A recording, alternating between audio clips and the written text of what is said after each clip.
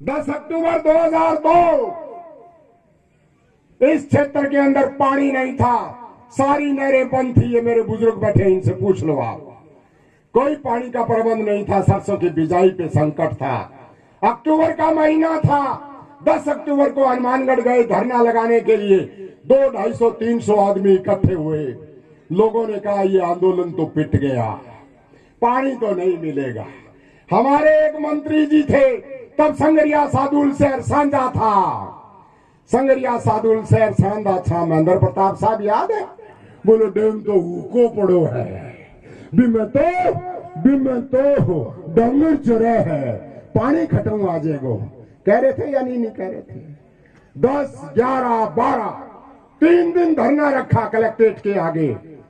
चौथे दिन, ये तीसरे दिन तय हुआ कि 13, 14, 15 अक्टूबर की छुट्टी है और 16 अक्टूबर को हम गांवों में जाते हैं। हम इतने ही लोग वहां पे थे कि एक बस आई थी, बस आई वहां पर और उस बस में सारे ही चढ़ गए आंदोलनकारी। और वहां हमने मीटिंग कर ली और मीटिंग करके कमेटी बना ली कि अब हम गांवों में जाएंगे और गांवों में जाके लोगों को जगा के आएंगे, लोगों को जगा के आएंगे और 16 तारीख को ताकत के साथ आएंगे। ये अशोक जी बैठे हैं, मेरे को, अशोक जी को, हम लोगों को 16 आदमियों को वहां पर छोड़ दिया गया कि आप प्रतीक हो।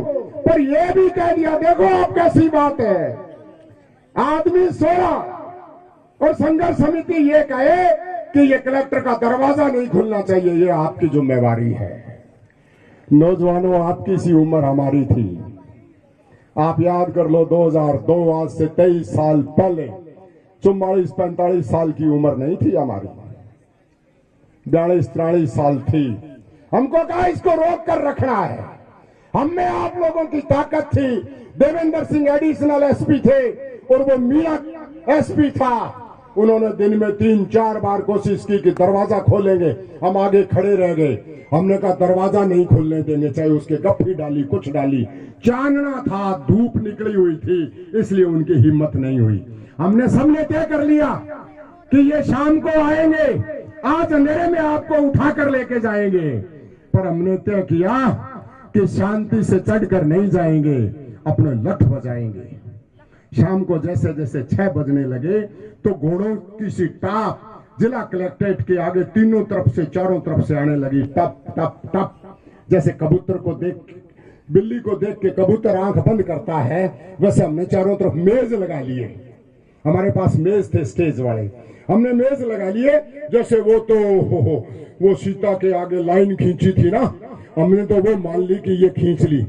वो आए, मुझे याद है, नरेंद्र गोदारा डीवाईएसपी ने आते ही मेज हटाने की कोशिश की। हमने कहा मेज मत हटाना। उसने जैसे ही मेज हटाई, हमने उनसे मुकाबला किया, थप्पड़ मुका हुआ, उनकी टोपियां कहीं तिर गई, लाठी चार्ज हो गया। वो हमको उठा के ले गए। अगले दिन अखबार में समाचार आ गया और 16 तारीख को बागड़ा का 30,000 किसान हनुमानगढ़ में पहुंच गया और सारा राज टीको लागे बाद में जिया गा भैंस पाउस है, बिया पाउस के खड़े हो रह गयो। बोलो थे केशो बिया कर ले श्याम। 1600 पानी लेके आए थे, जो कह रहे थे डेमू का पड़ा है, और इस क्षेत्र की फसल को भिजवाया था। हम तो बीकानेर जेल में थे, हमने वो सीन नहीं देखा, परंतु जब अखबार में देखा तो छाती चौड़ी हो गई। 19 तारीख को राजस्थान का सेक्रेटरी आया। मैं इसलिए कह रहा हूं मित्रों, ये भूमि लड़ाकों की भूमि है, ये लड़ाकों की भूमि है। ये केएसडी का एरिया है, चाहे पीटीपी का है, चाहे एएमपी का है, चाहे एमएमके और एमजेडी का है, ये लड़ाकों का एरिया है। ये सोता है तो सोता बहुत है, पर ये जाग जाता है ना तो कसूता भी बहुत है। ये शायद इस प्रशासन को अभी तक पता नहीं है, क्योंकि आपकी आवाज को ये मान रहे हैं कि ये तो एक कमजोर आवाज है। हम तो आपको ये विश्वास दिलाने के लिए आए हैं कि मित्रों, इस संघर्ष को नौजवान करो, अब बूढ़ों पे विश्वास मत करो। कामरेड शौकत सिंह एक छोटी सी बात सुनाया करते थे, क्योंकि बहुत बुजुर्ग हो गए थे।